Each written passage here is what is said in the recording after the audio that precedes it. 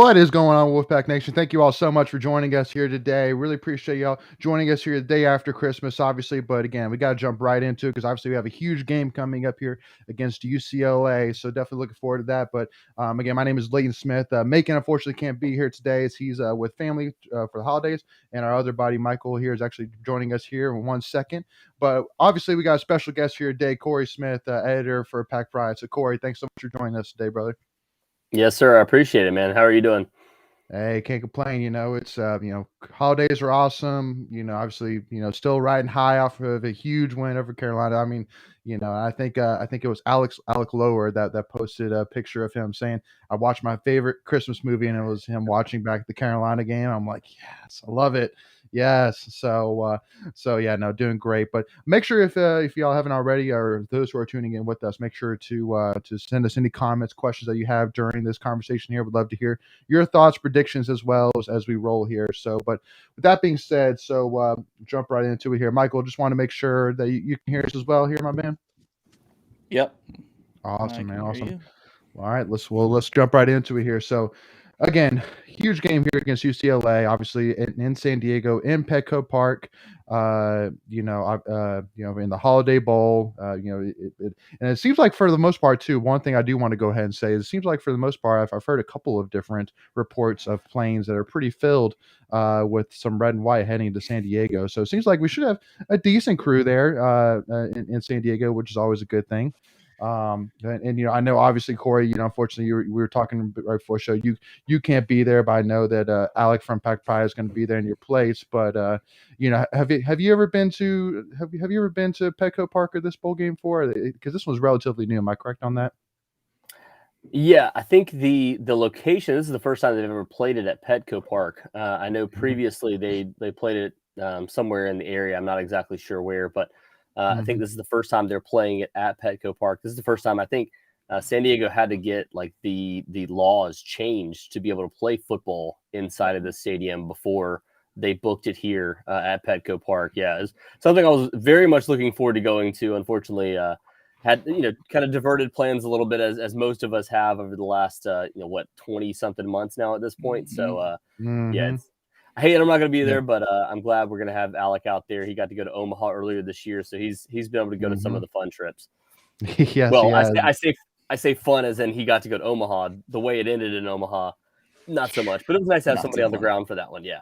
No, and by the way, too, my heart still bleeds. Because luckily enough, I was able to go when we played the first two games. But my heart bleeds for the people that flew out there for the second weekend to basically watch the Pac-13 game and then basically get told, "Hey, we're done." I can't even imagine that. So anybody who's listening, my heart still goes out to you guys for sure. I can't even imagine that. But yeah, so Justin says, "What's up, fam?" Then Justin Cook said, "Had to bring that up." So good job, Cory. Had to bring up Omaha. Sheesh, man. Sorry, man. I was just mentioning that Alec went on that trip. That was it. Yeah, absolutely. So yeah, Cory. So it's first of all, I think a lot of good things have obviously happened between the Carolina game and the bowl game. But first of all, I had to bring up that how funny is it still and I have to, and a lot of people don't know this, that I actually had run into you because you were actually in the section right next to me at the Carolina game. I remember that this was right with 3 minutes left in the game. I came over to you and said, "Hey, Cory, how you doing?" And then we were talking about that. All of a sudden it turned 180. So I don't know if this is like a good luck omen or something like that, but I mean, obviously things changed once that conversation happened. I don't know why, but something happened. So I mean, I'm sure if we told Dave Doran that, he would at least make sure that we were there for the fourth quarter, right? For this game, like, hey, we'll fly you out. Just be there for the fourth quarter. That's all we really need you there for. Yeah. But yeah, that was actually the first game. I've told a few people this. That was the first game that I've attended as a fan since 2014. And the only reason for it was, they only had one credentialed media member for that game. I asked Alec to do it. Alec was there for that one. And then my wife was like, "Hey, we want to figure out tickets." We ended up getting tickets and had pretty good, a really good spot. And, my child was entering the fourth quarter, was like crying. She was so upset. at how everything was going. And then luckily things ended up turning around. And you probably saw a side of me that I'm sure a lot of people have not seen as an actual fan, because I just don't get to do that type of stuff. Right. Yeah, no, we were both screaming like there was no tomorrow. That is for sure.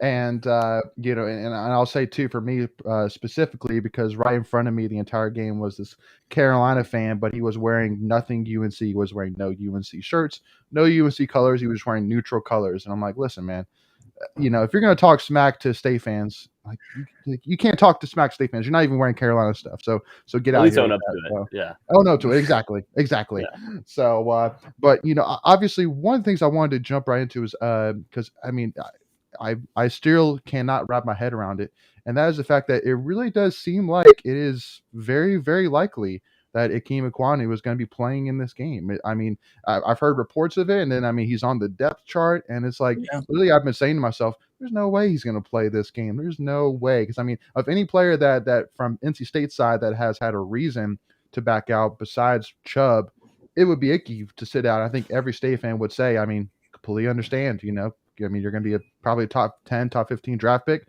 Can't argue with that. But do we think that? Really, that it's? Because I think it's been kind of a trend over this last month or so about how great of a chemistry and how great of an environment it is. But do you think maybe a lot of it has to do with he wants to finish a 10-win season for the first time since 2002? Do you think that has a lot to do with it? I do. I also, to go back to that, obviously we don't have anything confirmed at this point. Things could change, all the way up until the time. But yeah, everything that we've heard so far is that throughout practices, both Icky and Bam Knight have been out there practicing. And obviously Ricky Person's been out there. Ricky was kind of the other real question mark. Bam is a bit of a question mark just because of the fact that he could very well announce right beforehand, hey, I'm going to the NFL draft. I'm going to sit out this one. But with as more time goes on, I think the chances of everybody playing at this point, obviously with the exception of the guys that have been injured, they continue to grow and get greater. If you're gonna be out of the game, you might as well go ahead and announce it beforehand. Right. I remember Chubb was, he was one that announced it the day of.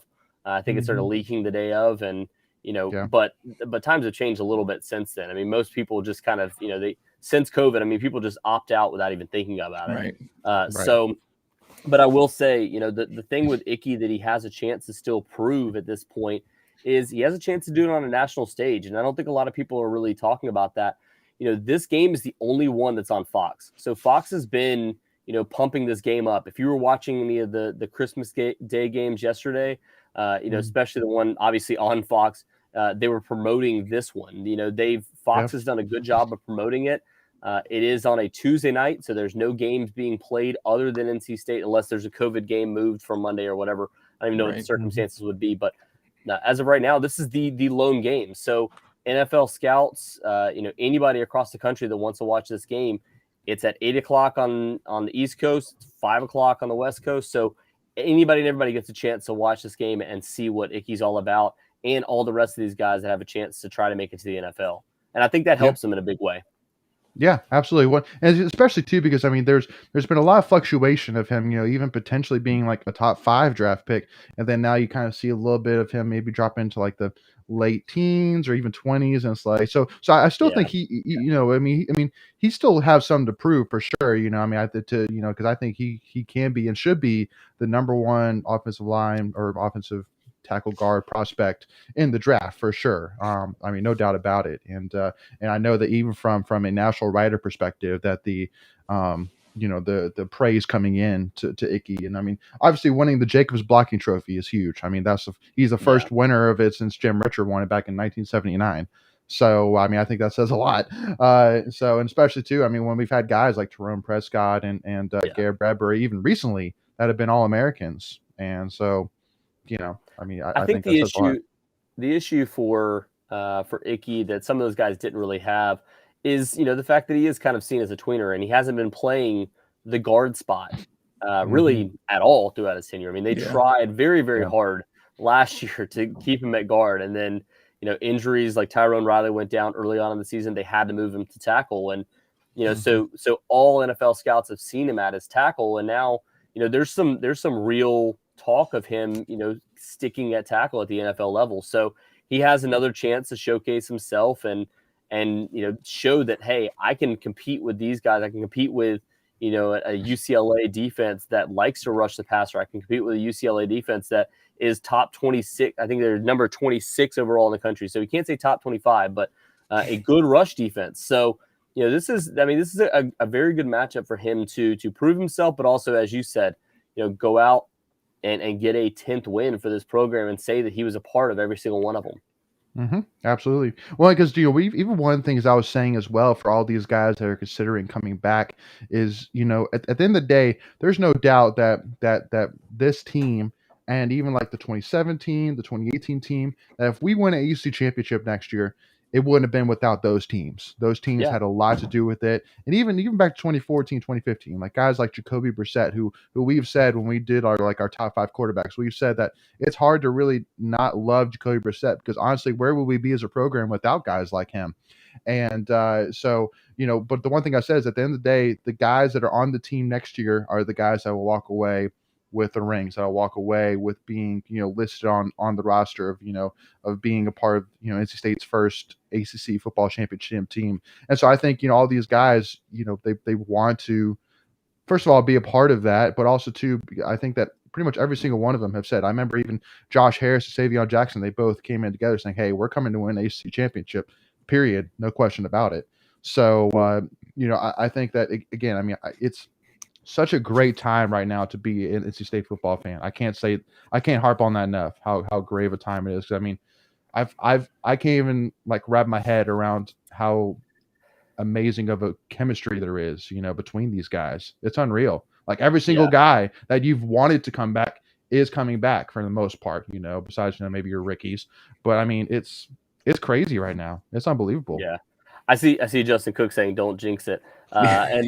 And you kind of did it at a certain point there. You said all the guys that come back next year are going to have their name on there. Knock on wood. Whoa, yeah, exactly. Knock on wood. But I will say this, to feed off your point there. I'm sorry, I'm not trying to interrupt you here, but to feed off your point there, the excitement level for this football program, on the Pack Pride boards, we've seen a lot of people, asking, how do I join the Wolfpack Club, especially after the UNC win? A lot of people saying, how do I join? Right. The hope is to, all right, you got to increase the contracts. You got to increase Dave Doran's contract this offseason, which we're hearing there's a very good chance of doing across the board for this entire staff, in particular for Tony Gibson and Tim Beck. But one of the things that I spoke to, pretty high up at the Wolfpack Club recently. And one of the things he told me was like, we haven't seen this much excitement and this much, ambition to get to the Wolfpack Club since, Philip Rivers days. That kind of excitement is what you're seeing because, they had a chance around the Tom O'Brien years with Russell Wilson. And then, you had the whole saga of Russell leaving and Mike Glennon coming in and there was just kind of an unknown. Yeah. What you have now is a program that you're seeing built, and this is the second time they built it essentially, and you're seeing all these guys coming back. There's that much curiosity and wanting to be a part of helping this program to get there, more so than really almost 2 decades now at this point. Yeah, that's true. Yeah, I think it's definitely great to see and refreshing to see. And I think the first time I saw it this year was after the Clemson win, just the way that specifically just like Doran celebrated it himself. Like I've never seen him celebrate a win like that. So it definitely felt like program changing. Yeah. Yeah. Well, and especially, I think it's just a measuring stick within itself of when's the last time that fans have stormed the football field ever recently, much less storming twice in the same year. That's ridiculous. Like it's crazy to think that literally this offseason we did a things NC State fans never say. And one of our things was basically making fun of like, dude, they're letting us storm the field. Let's go. And it's like, yeah, they're never going to let us storm the field. And we stormed twice this year. It's awesome. The fact that the goalposts are still intact from both of them is pretty remarkable too. Indeed, for sure.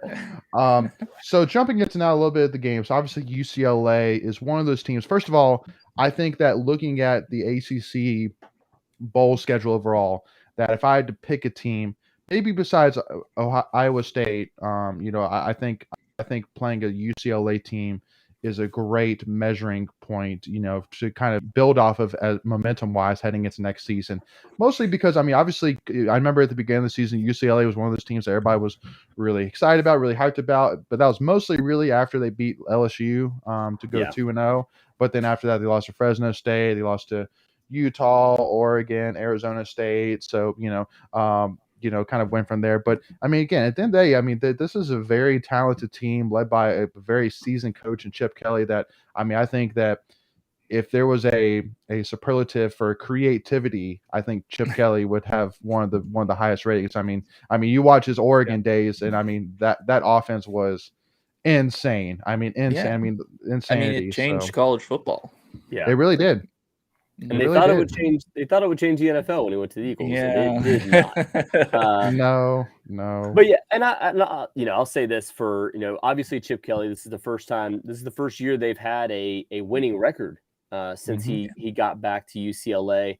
Obviously they went through some pretty lean years before he got there, but there's some. It's funny. It's interesting. I talked to Mike Regalado of our 24/7 site over at UCLA. And one of the interesting things he told me, he's like, it kind of depends on who you talk to in terms of, where this team is with Chip Kelly, because, some people are very excited. They're like, hey, we're 8-4. We're, this is the first year we're going to start and everything's going to be great after this. There's a lot of people that are going, we're probably going to lose Dorian Thompson-Robinson after this year, because he's more than likely either going to go to the NFL or look to try to do something after this, because they've already brought in an additional quarterback. But, those 8 wins, really none of them came against remarkable opponents. All the losses they've had so far this season have all been against, literally the only quality opponents they had, unless you won a bunch, if you won a bunch, LSU in there, sure, but they also fired their head coach midway through the season because they didn't like the results they were getting. So, the losses they've had, really, it's not even just about the losses; it's about the wins too. Because LSU wasn't remarkable. You look at like an Arizona, Washington, USC, who fired their head coach. All of those teams were really. Every single one of them were losing. All of them had losing records. I can't remember what LSU finished at, but all of those wins were in Hawaii. 6-6, I think. It wasn't good enough, obviously. So this is a chance to. We've heard a lot in years past of NC State, Dave Doran. It's kind of a similar case where you've heard a lot of people like, hey, Dave Doran hasn't gotten it done because he hasn't won any game of note, because the teams have been bad at the end of the season that you thought were good. Got that monkey off his back with Clemson this year. And I would say a couple other wins too this year, but that's kind of what UCLA is going through right now. Hey, we haven't had a notable win this year. That this is the game for them, and they're putting a lot of stock into this one to try to beat NC State, a top 25 team that they can really rest their hat on so far this year. And I definitely want to jump into this a little bit, but you kind of bring up a point about kind of getting the monkey off the back with a big win, and I would say one game that I kind of think of from last season that I think now that we look back at how that season ended out, that Liberty win was low key a really big win. Really big win. For them to go undefeated and then, undefeated besides us, and then beat Coastal Carolina in the bowl game, it's like, okay, that team was really, really good. And so, I think for Doran to pull that game out, and also to pull that game out with the defense, because I know that, especially when I was a equipment manager there during Doran's early years, that was the one thing that was really preventing Doran from taking the next step is defense, and specifically the passing game. And I think we had 3 interceptions that game, and we really held Malik Willis. That was a guy that everybody in the country was really worried about. So, but I understand that maybe like when somebody says Liberty, it's not like whoa, Liberty, So, but low key, it was a big win. Yeah, you have to pass 2 tests, and I'm not necessarily saying this is how I judge it, because I agree with you. I think the Liberty win last year should have been a signature win. I still think, even though FSU finished awful that one season, I still feel like that a couple of those road wins against FSU should still be notable ones, just because it is very hard to win there.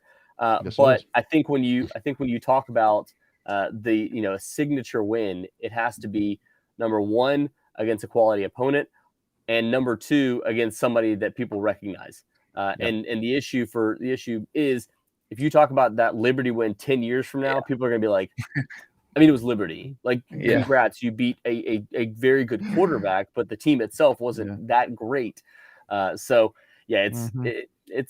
It's tough with NC State fans in particular. I just had to bring that up because I look back and go, man, that was a big win though, and I was there. That was a huge win. So, so really kind of diving in though. So obviously this UCLA team. So first of all, kind of looking at from the UCLA offense and state defense side, I think it plays very well because obviously UCLA's strength is hands down. Not even a question about running the ball. That is their strength. That is where they are dangerous. Obviously led by a trio of rushing options, obviously highlighted by their dual threat quarterback and Dorian Thompson-Robinson. But then, but also too, the one thing which I gotta say is all three of these guys do not have short names, and they're not simple names either.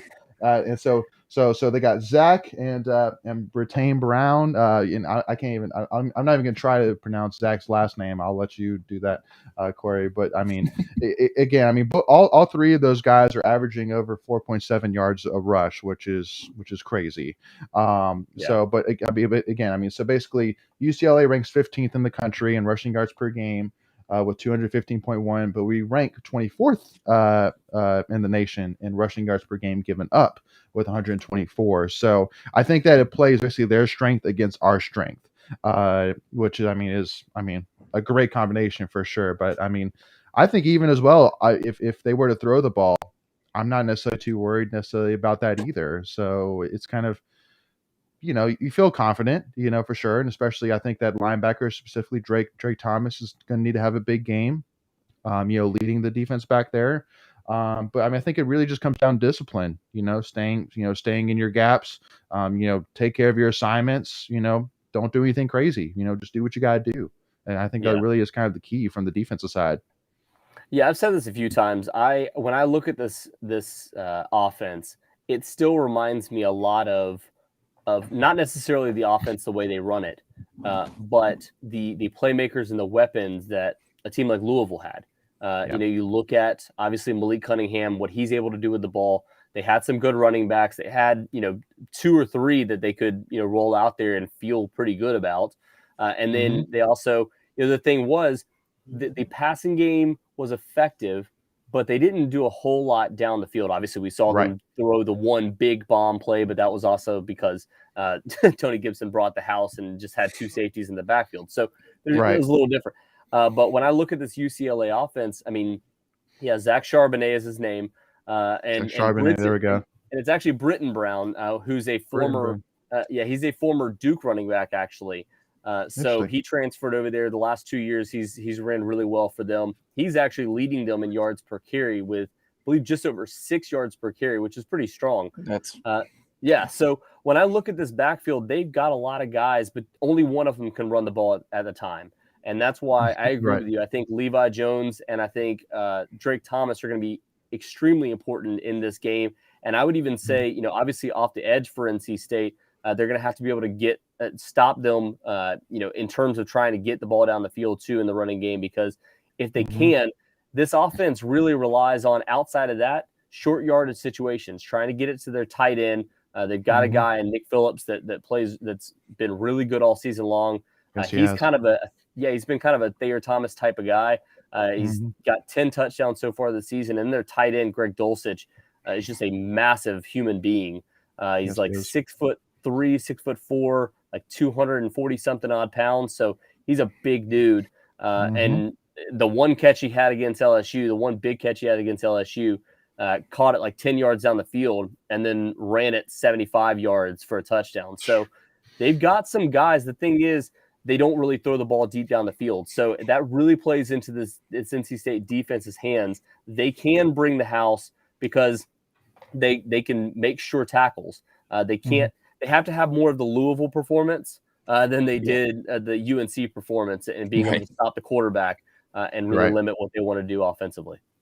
Yeah, absolutely. Well, again, and it's one of those things too that I think that, especially for NC State, that really limiting big plays is really, again, it's one of those momentum things. I think that's something that we can do, but again, I mean, I think that because again we do, I mean, especially on third downs, we do so well that again, I think that honestly that the one way to really get us is to really go down the field, take momentum, and really take the bull by the horns. And just like you said, that's not really UCLA's strength, but again, I mean, they have options. That's the thing, though. That's the thing that I kind of look at this offense and I go, and I'm kind of a little bit, kind of worries me a little bit, is just because they have so many guys that can touch the ball and make plays.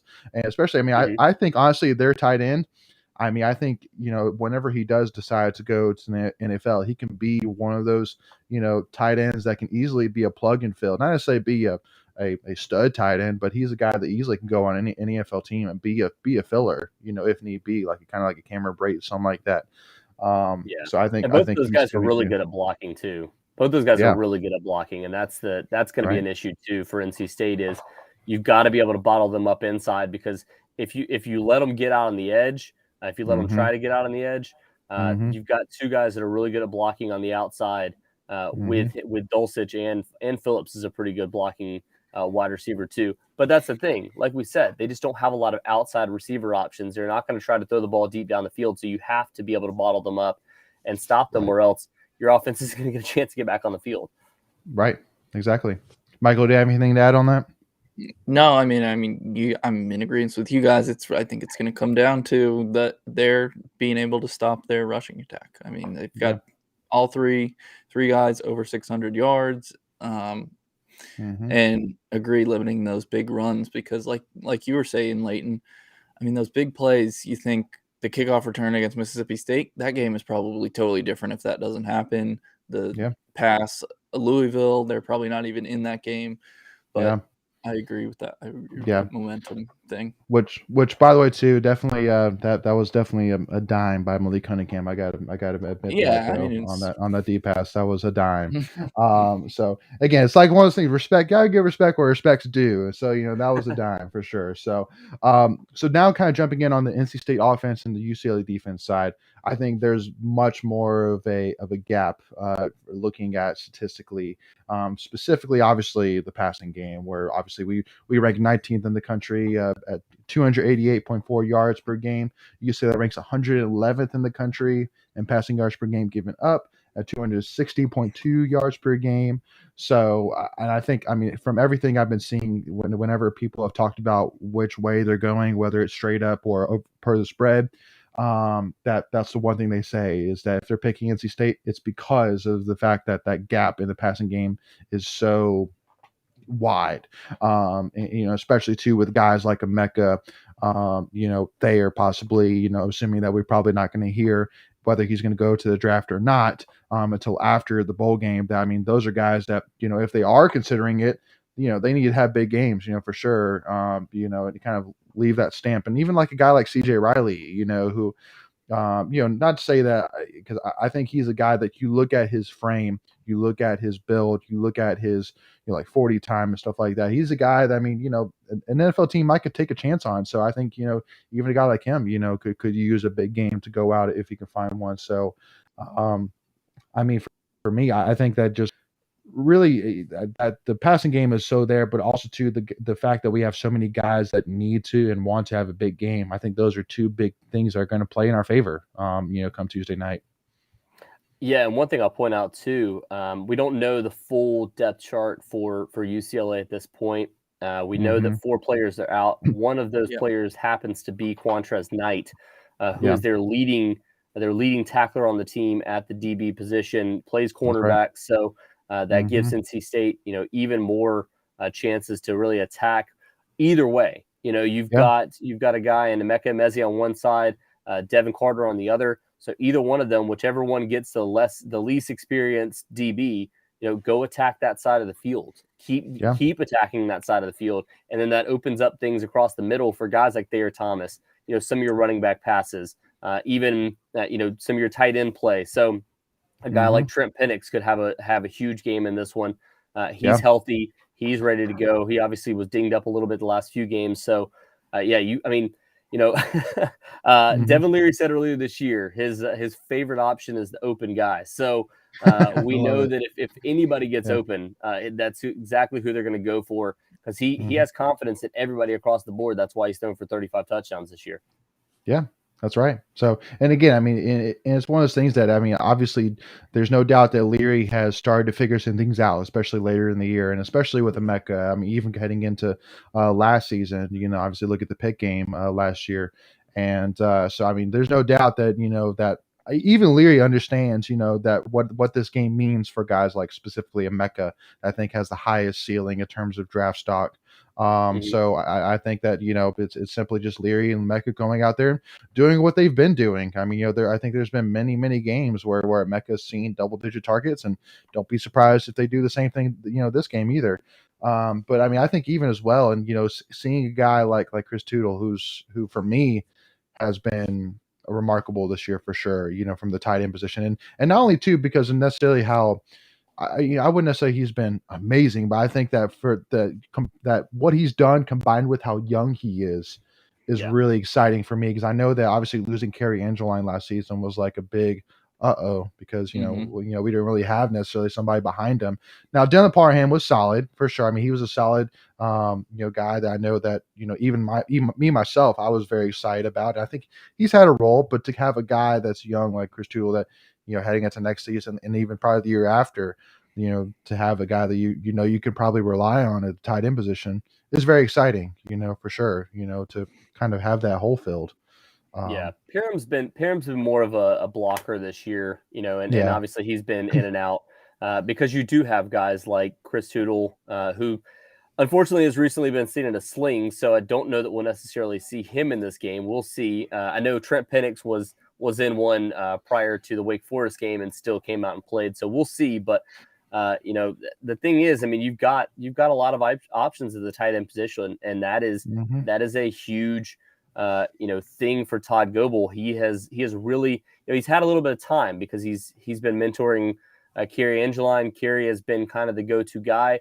And he's had some guys in the background that have been waiting for their opportunities. And obviously they've showed out this season. And I think it helps to have more options there than just the one guy and Kerry.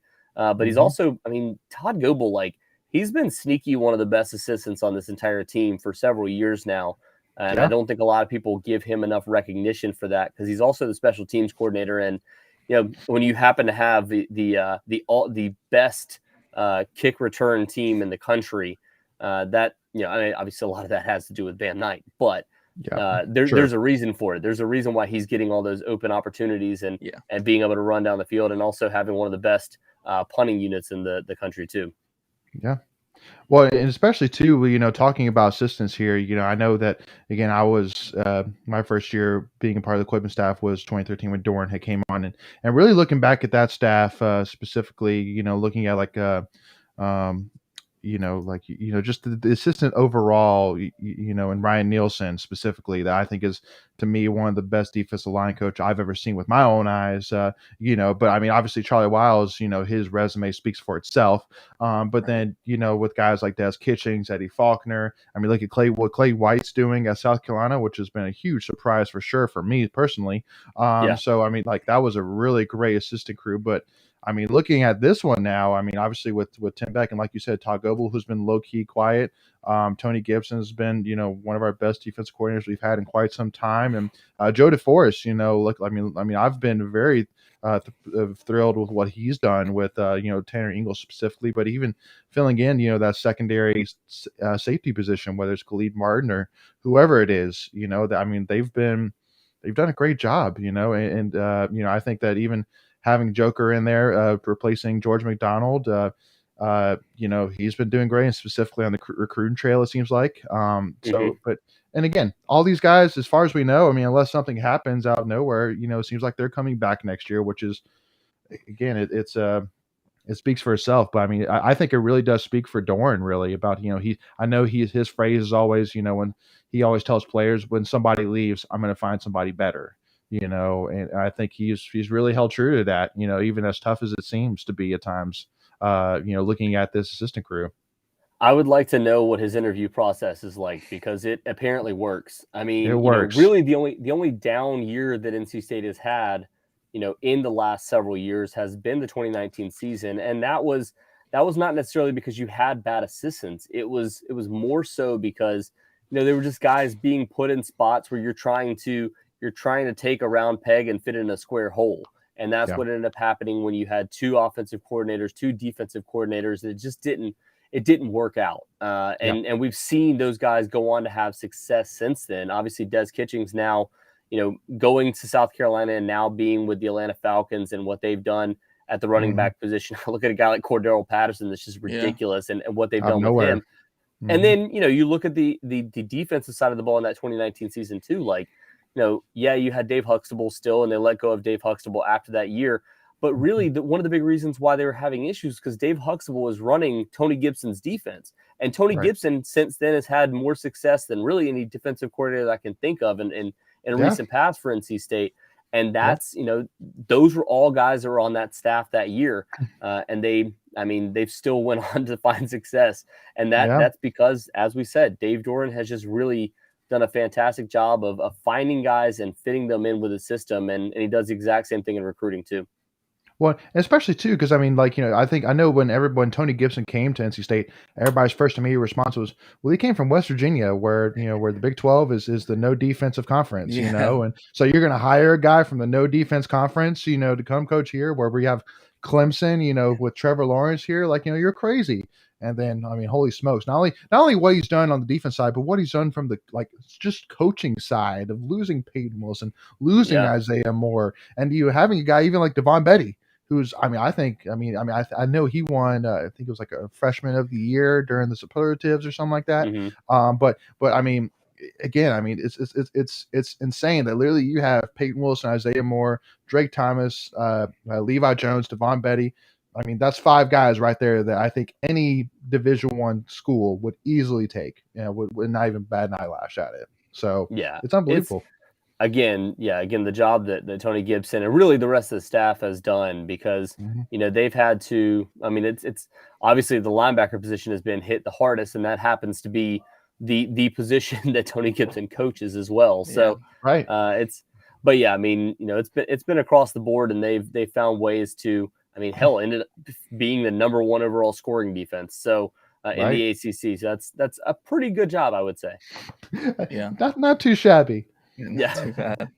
And you're getting almost all of them back next year too. So that's right, Michael. Yeah, I think like you were saying, Doran hiring talent around him is one of the best qualities a coach can have.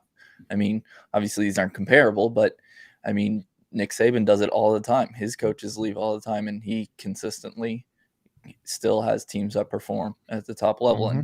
And it seems like, to a much lesser degree, Doran's been successful at that too. Yeah, it's just no nonsense, guys, and that's kind of the quality he has along with Nick Saban. I wouldn't say, I'm not trying to compare the two of them per se, but because obviously, you know, but I will say, I mean, I think that's one of the biggest things that he has to his credit is just he doesn't deal with the nonsense of it all. He's like, look, man, and when he had to change the staff over, obviously that was a big thing that he had to do after the 2019 season. Yeah, he did that. He went out. He found the guys that he wanted. He went. I mean, honestly, he gave the reins to Tony Gibson and told Tony, find the guys that you want. Let's bring them in here. Let's talk to them and let's get it figured out together. And that's obviously something they did in a big way. Yeah, absolutely. So now want to kind of talk about one more side of the ball, to make sure we kind of, preview everything for this game. And obviously, because there's a lot to talk about with this side of the ball. If there wasn't, I probably wouldn't bring it up. But special teams wise, there's a lot to talk about with both these teams specifically. And so obviously, I'll kind of highlight it. But basically, UCLA ranks 7th in kickoff return average at 29.1 yards a game. State ranks first in kickoff return average at 34.4 yards per game, obviously highlighted by 2 kick return touchdowns. So definitely shout out to Bam on that. But then, obviously UCLA has a guy named Casimir Allen that they highlight and I mean is electric. There's no doubt watching him play, watching him that he's something to watch. Let's put it that way. He's something for football fans to keep an eye on. But then even on the punt side as well, UCLA actually ranked 2nd in punt return average at 27.6 yards per punt return. And then NC State ranks 48th. So That's the one that's the one where it's like, okay, it's not bad, it's not good, it's there. But again, I think Thayer Thomas this year. I mean, first of all, as far as I remember, he didn't have any drop punts or anything like that, which is great. So I think that then that's all you really need to ask for is at least that. So he's had that. Barely any opportunities to actually return punts. So. Right. So I mean, it's not. It's like it's not like Thayer's done bad. He's just done what he's needed to do. Which is hey, we'll take it all day and twice on Tuesday. But yeah, I mean, are we worried at all, Cory, that literally like the first two drives are are not even going to be drives, it's just going to be a kickoff return back and a kickoff return back, and it's going to be 14-0 with 15 seconds on the clock. Like I mean, it's looking at it, it's like I mean that wouldn't be insane to really think about. Yeah. It's not insane. I will say this, and I'm not trying to point out that UCLA hasn't played many quality opponents or hasn't beaten any quality opponents, but there's a lot of what you're seeing on film is against some not great special teams play out of some Pac-12 teams. I mentioned earlier Arizona, we mentioned earlier Washington. These are teams that everybody just beat up like a bully so far this season, and I mean Arizona for a while there had the longest defeated streak in the entire country and somehow pulled out a win this season. So those are the type of games you're playing. But I will say, for NC State, the big thing too is you have some film of these guys. Nick Phillips has been another player that's been in on those punt return units at times so far this season. So when I look at what NC State is going to do from a special team standpoint, I don't think you should expect the same thing that you saw against Mississippi State because of the fact that this is a game where NC State, like I said, has a lot of film on these guys. They've seen what these guys try to do. They've seen how they're going to try to get the ball down the field through special teams. So they're planning for it. You also have one of the best punters in the entire country in Trenton Gill, a guy that very well should have been considered for All-American. Was easily. Not so far this season, but really strong play from him. I think he was first team All-ACC if I remember correctly. I believe so. Yeah. So that to me helps NC State in the sense that they've been able to kick the ball well after with the exception of one squib kick against Wake Forest, which is still questionable. But I mean that's that's what I'm looking at is there's a lot more film for NC State and there's a lot of time to prepare for this special teams unit. And I don't think Todd Goebel and his unit are going to have issues with it. No, absolutely. Well, and again, I think you definitely bring home the point about Trenton Gill, and I mean, really how he's the X factor. I think honestly, you look at a lot of games this season. I mean, and I really don't know that a lot of these wins he made a difference. And I mean, when honestly do punters usually make a difference, of a win or loss? But I mean, I can easily say with Trenton Gill this year that I mean, there's been a couple times where it's like, wow, I mean, he's literally flipped the field in positions where you didn't really expect the field to be flipped. So so definitely exactly. So Benjamin Warmer says, "What's up?" He says, "What's up to Cory Layton?" So what's up, Benjamin? And also to Russell says, Michael, that's cool, man. Yeah, no, come on, Benjamin. Michael's over there. And then Russell says, thank you to all you guys for responding, interacting with your fans on social media. It's appreciated. Well, absolutely. Hey, at the end of the day, hey, we're Wolfpack Nation all together. But it's no tier system here. We're all Wolfpack Nation family here. So absolutely. And hey, again, we got to watch out for each other. Again, hey, being an NC State fan, it's understood. There's highs and lows. So hey, we all have to support each other through the highs and the lows. So that's a given. So thank you, Russell, for tuning in. So wanted to kind of go ahead here before I know there's a couple of other topics I wanted to kind of discuss here at the end, but obviously we can't finish this preview without talking about predictions. I know that Cory, you guys did a preview and prediction video through Pack Pride, so I'll leave it up to you whether you want to repeat it or if you want to just get people to go check it out on your podcast, and maybe that'll be better to help you out. Just kind of be like, hey, if you want to hear Cory's prediction, maybe go check out Pack Pride's podcast and check that out. It's definitely a must listen for sure, y'all. But and by the way, Michael Benjamin says, sorry, Michael, it's up to you. So thanks. So Michael, I'll let you go first. What's your prediction gonna be for this game? One thing that we didn't talk about on offense was obviously the mismatch is with our passing game versus their passing defense. But, I think we have an opportunity to run the ball pretty well against these guys, assuming, Icky and Bam and Ricky, they all end up playing. But, we said UCLA's leading tacklers out. And obviously our numbers weren't great running the ball this year, but it almost seemed like that was more by choice and not that we couldn't run the ball in some games. But so I think I wouldn't be surprised if we come out and run the ball a lot, just because, like we said, it seems to be everybody's expecting the Devin Leary to go off. But so I do think we'll win the game. You want a score prediction? Of course. An exact score? Of course. I'm going to say 35-24 Wolfpack. Yeah. I'm kind of thinking in the same range. Obviously, there's two things that really stand out to me. First of all, because I'm a guy that I love to watch the Vegas line, see how it moves. How much is bet, how much does it move, etc. And the one thing that stands out to me is that the line actually opened up at State being favored by 2.5, and then it got dropped down to 1.5. But yet two things have happened. First of all, 67% of the money has been bet on the NC State minus 1.5. And also, too, it was announced that 4 players are out for UCLA. True. And Icky is more likely coming back. So it's odd to me that the line hasn't moved a little bit more. It's maybe like the 3-4-ish area. So that's the one thing that's kind of concerning to me, because obviously, if there's one lesson everybody should know, if they don't know already, is that Vegas knows everything. And so, if the line hasn't moved, that to me, that is like that's interesting. So I'm going to be a little bit more conservative and say that we win more like probably 31-28 is what I'm feeling. But again, I mean,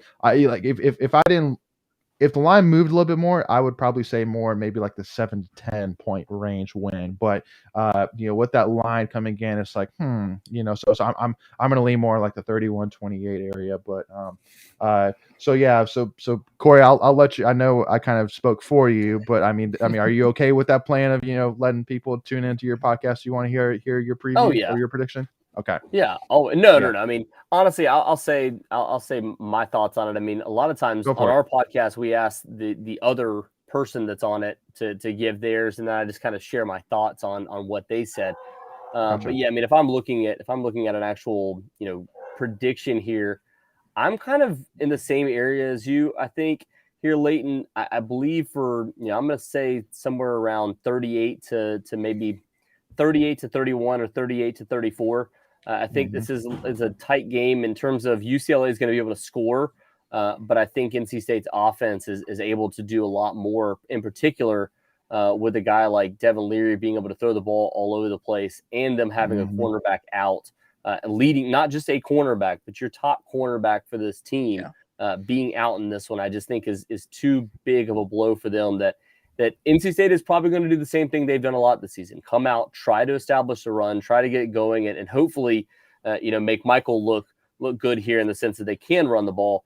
But I think at the end of the day, it's going to come down to, all right, let's try to establish a run. If it works, it works. But you have a ton of talent, in terms of this passing game, and I think it's just going to end up, catching up to UCLA. I think Devin Leary throws for 3 or 4 touchdowns in this one again. Really pushes that record to a point where it's going to be really hard to catch him. I think they have a chance to win this game outright, though.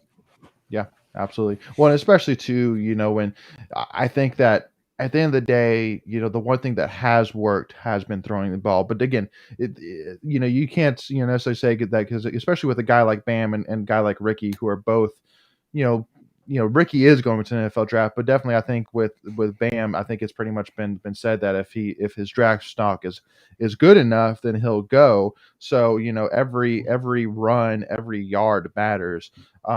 So that's why even though I say, hey, listen, you have guys like CJ Thayer and Emeka that are looking to have big games, and Leary is definitely more than talented enough to feed that, and it's worked all season, that go with that. But I would say, just like you were kind of saying, Cory, that at the end of the day, you have 2 guys that are obviously talented enough in the backfield in Ricky and Bam that can do it, especially assuming that Icky does truly play, then that's huge for run game for sure. I mean, he's the best run blocker in the country. Period.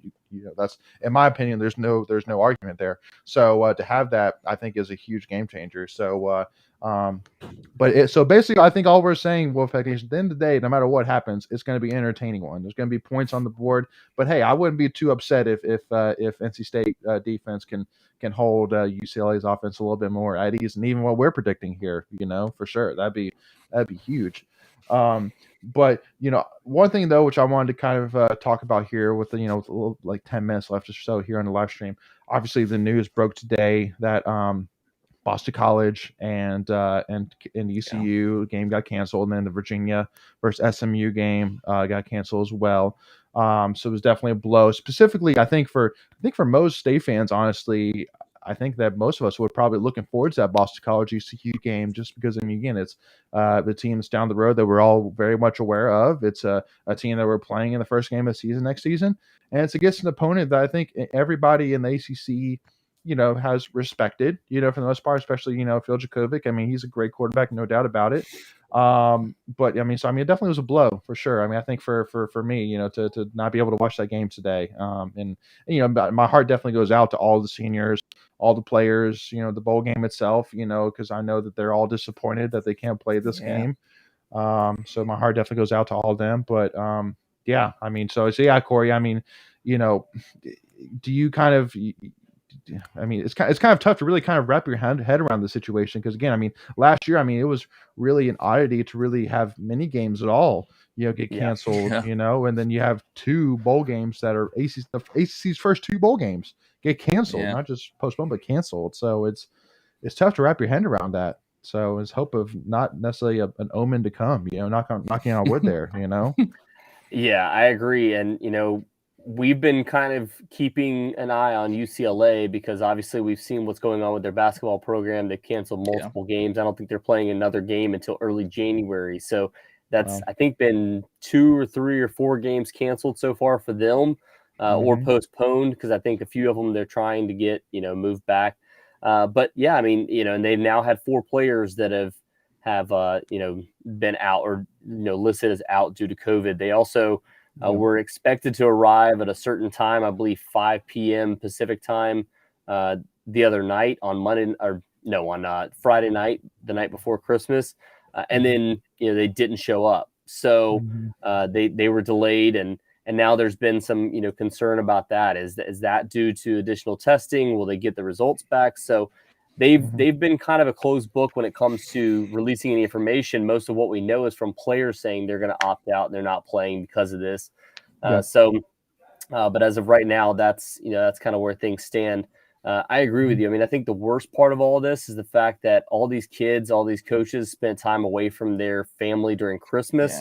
Obviously not everybody celebrates Christmas, but a lot of these kids do.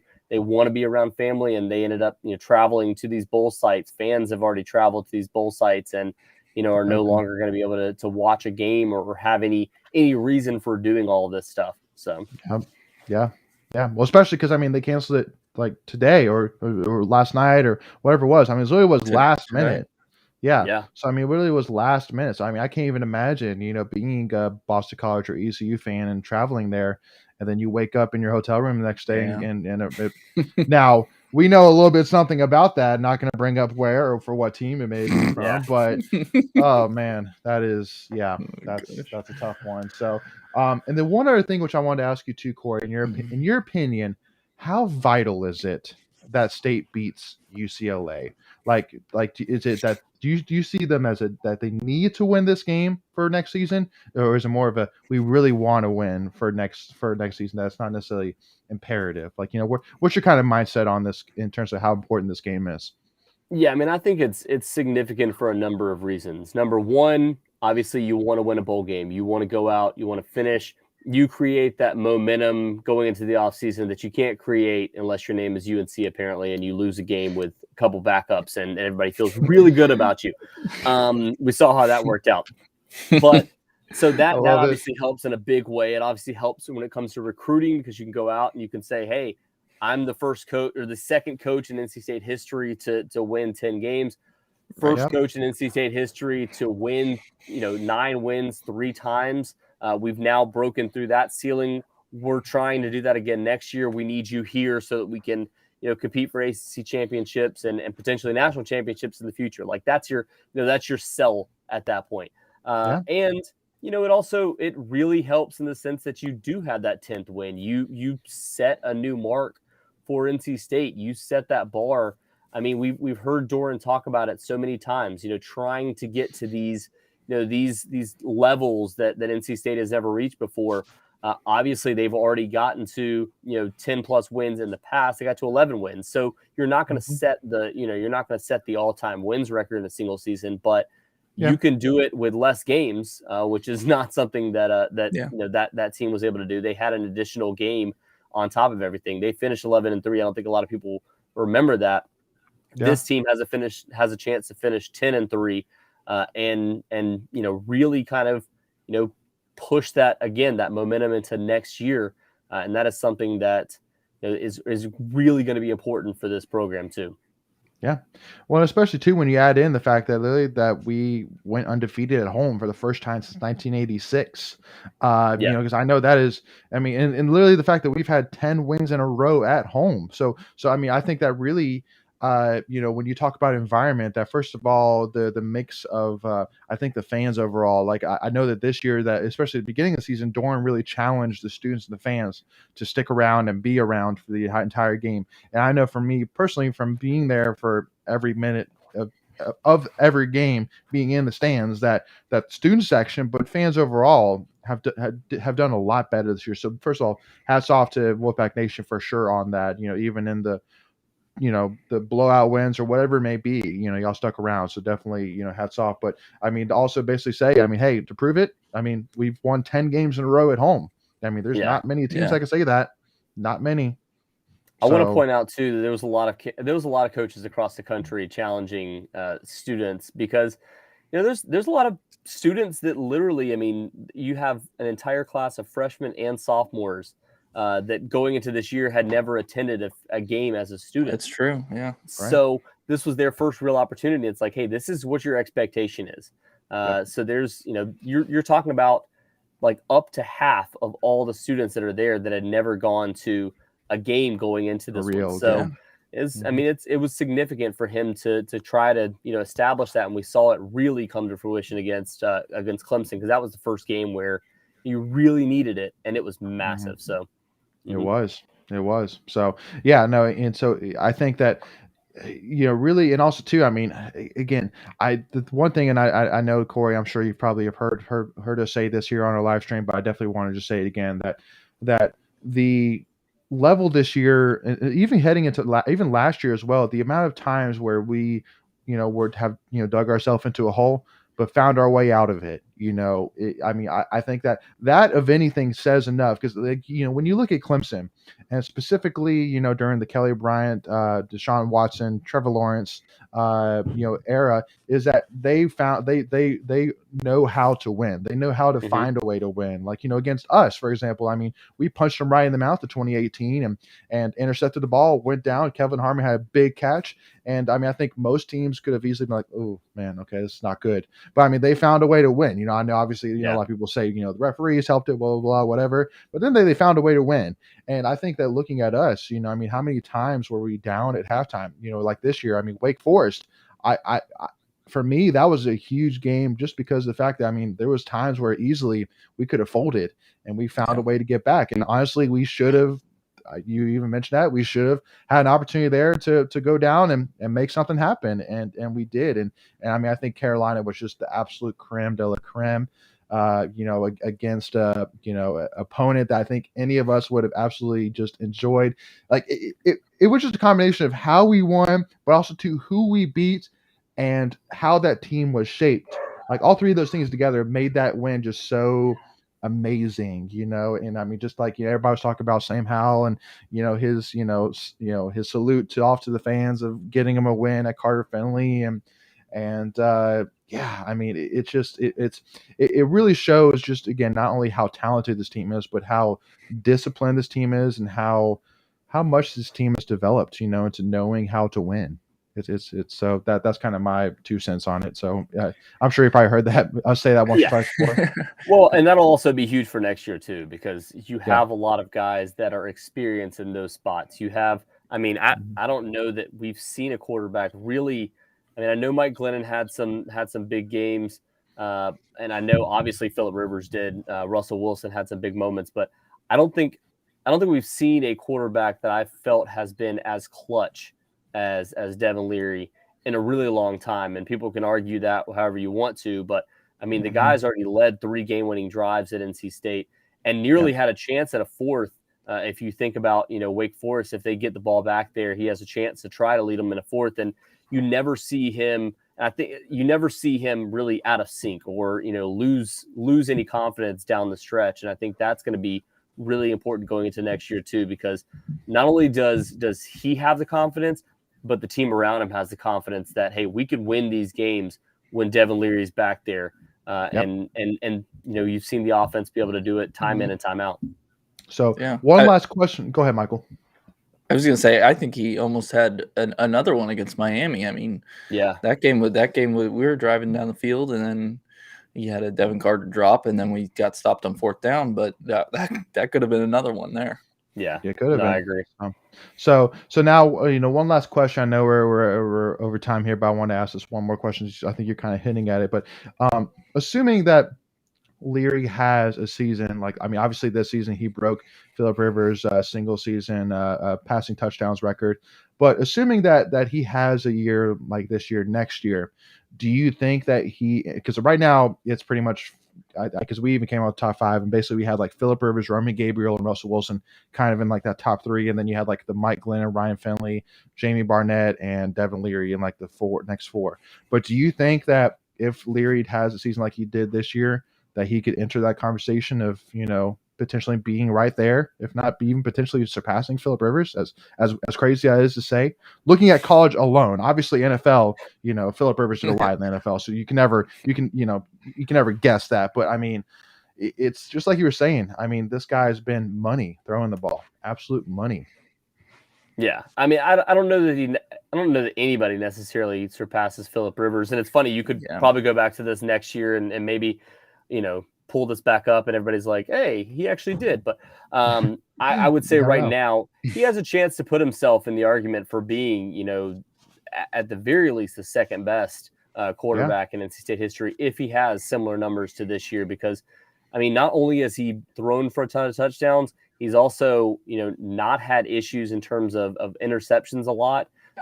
Several of those have been, late in halves, whether trying to throw one just on a Hail Mary. I think 2 of them were on Hail Marys. One of them was that freak one, on the outside. He literally, he should have, against Wake Forest, hits his guy, but gives up on the route. I can't remember who it was. Kind of gives up on the route, and the DB jumps it and gets the interception, barely tiptoes on the sideline. So, his playmaking ability and his, obviously mental awareness of the game is huge for NC State too. And I think, if he has, 30 plus touchdowns next year, we're talking about nearly 70 touchdowns over the course of 2 years.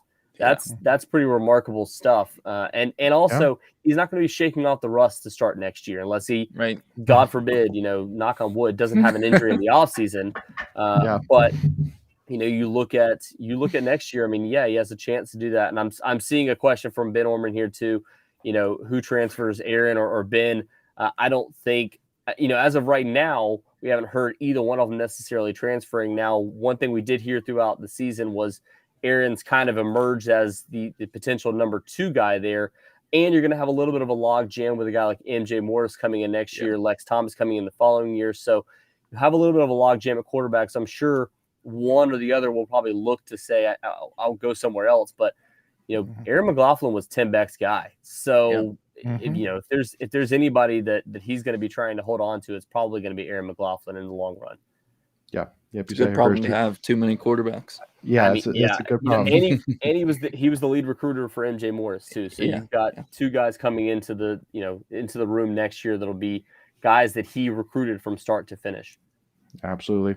Even though, again, it would be tough for me to let Ben go, just because obviously, Ryan. I mean, he's one of the NC State greats. No doubt about it. So I can't argue that. But again, just like you said, it's a great problem to have. But thank you all so much again for tuning in. Really appreciate it. And Cory, thank you so much for joining us. Really appreciate you joining us on this conversation. I hope definitely those who were listening or checking it out, definitely hope it gives you a little bit of insight in terms of what we're hopefully going to see here on Tuesday night. But definitely looking forward to it. 8 p.m.